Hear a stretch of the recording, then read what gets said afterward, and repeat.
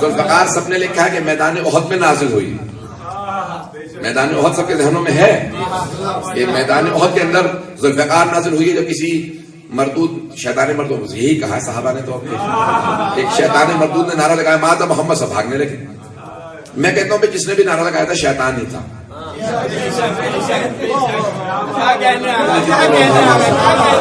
میں تو کچھ کہنے رہا. صحابہ نے کہا کہ شیطان مردود نے نعرہ لگایا تھا. میں کہتا ہوں جس نے بھی نعرہ لگایا تھا شیطان ہی تھا.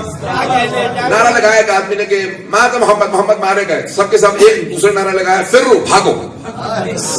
پھر یعنی فرار کرنا ہے، بھاگنا.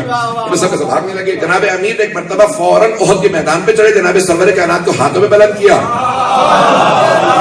اور آواز دے کے کہا ہاذا محمد رسول اللہ، ہاذا محمد رسول اللہ، ہاذا محمد رسول. اب سمجھ میں آ رہا ہے یہ ہاذا، یہ رہے اللہ کے رسول محمد مصطفیٰ، یہ رہے اللہ کے رسول محمد مصطفیٰ.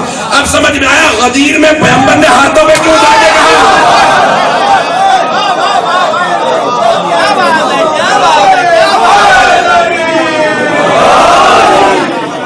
جو ہے میرے ساتھ.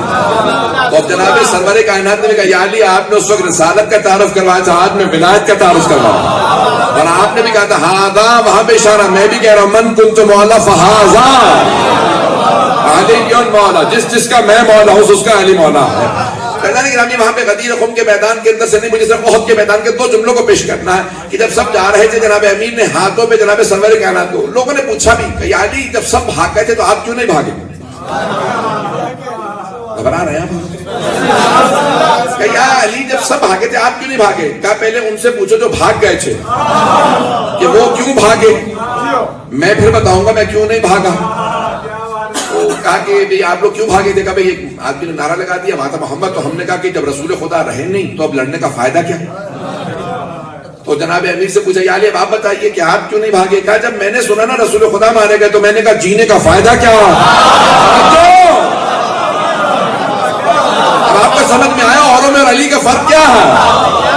جناب امیر نے کہا کہ جناب سرور کائنات اگر ان کی شہادت ہوگی تو اب جینے کا فائدہ نہیں، تو آپ ڈٹے رہے میدان میں. ایک مرتبہ سرور کائنات تو ابھی میں خود جا کے پہاڑ پہ چڑھ کے دیکھ کے آیا ہوں کہ احد کے پہاڑ پہ روایات میں تھا کہ ایک مرتبہ پہاڑ کھلا اور جناب امیر نے سرور کائنات کو وہاں پہ کھڑا کر دیا کہ بھئی یہاں پہ حفاظت رہے، کوئی ایسا نہ ہو کہ کوئی آگے بڑھ کے شہید کر دے. تو میں گیا دیکھنے کے لیے، تو یقین مانی آج بھی پہاڑ میں فاصلہ ہے اور ادھر کا حصہ ادھر سے دیکھے تو لگتا ہے کہ یہ جدا ہوا ہے، جہاں پہ جناب پتہ نہیں توجہ ہے. تو جناب امیر نے کہا اکیلا ساری فوج سے سرور کائنات کو کیسے بچاؤں گا. تو ایک مرتبہ پورے پہاڑ کو اللہ نے کہا کہ جیسا آپ کہیں یاد پہاڑ کو توجہ. جو حج پہ جائیں گے عمرے پہ جائیں گے جائیے گا میدان احد کے اندر جا کے دیکھ لیجیے گا پہاڑ کھلا.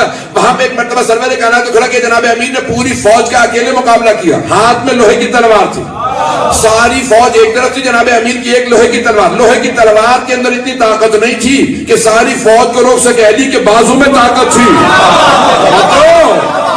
تو جناب امیر کے ہاتھ میں تلوار ہے. ذوالفقار نہیں تھی، ابھی نازل نہیں ہوئی تھی، ہاتھ کے اندر لوہے کی تلوار. مجمع کو روکا لیکن لوہے کی تلوار ٹوٹ گئی. جب لوہے کی تلوار ٹوٹی تو دشمن میں اتنی ہمت نہیں تھی کہ علی پہ حملہ کرے.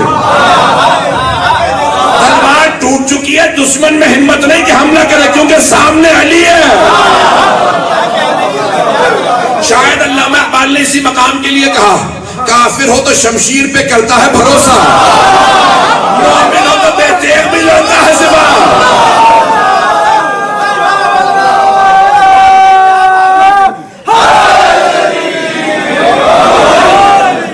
میرے ساتھ جناب امیر نے ایک مرتبہ مقابلہ کیا، تلوار ٹوٹ چکی لیکن مجمع رک جاتا، پوری کی پوری فوج رک جاتی. جناب امیر نے ایک مرتبہ سر اٹھا کے سرور کائنات کو دیکھا، کہا یا رسول اللہ میری تلوار ٹوٹ گئی. اور جناب حبیب خدا نے ایک کھجور کے درخت کی ٹہنی کو توڑ کے جناب امیر کی طرف پھینکا، کہا یا علی اس سے مقابلہ کیجئے. کوئی اور ہوتا تو کہتا یا رسول اللہ ان کی لوہے کی تلواریں. یہ اور کھجور آپ دیکھتے ہیں کہ لکڑی بھی نہیں ہوتی، چھال کی طرح سے ہوتی، بہت نرم ہوتی ہے. کہا میں اس سے کیسے مقابلہ کروں، رکھا وہ ٹوٹ گئی. دوسری مرتبہ پھر اسی سے مقابلہ کیا. تیسری مرتبہ جب ٹہنی ٹوٹی تو ایک مرتبہ اللہ نے کہا رحمت پروردگار کو جلانا ہے، جلال خدا کو جلانا. وہاں سے کہا جبرائیل جنت سے ذوالفقار لے اور جا کے علی کے ہاتھ میں دے دے. وہاں سے جناب جبرائیل چلے اور قصیدہ پڑھتے جا رہے تھے لا فتح الا علی.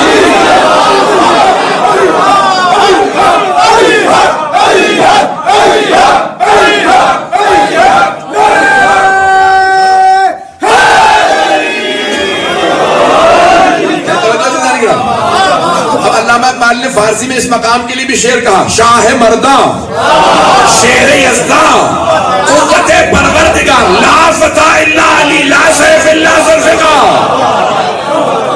تو بہت سے لوگوں نے کہا کہ نہیں وہ تلوار تھی جو حق و باطل میں تمیز کرتی تھی۔ ٹھیک ہے تلوار خاص تھی لیکن خاص تحفے خاص لوگوں کے لیے ہوتے ہیں۔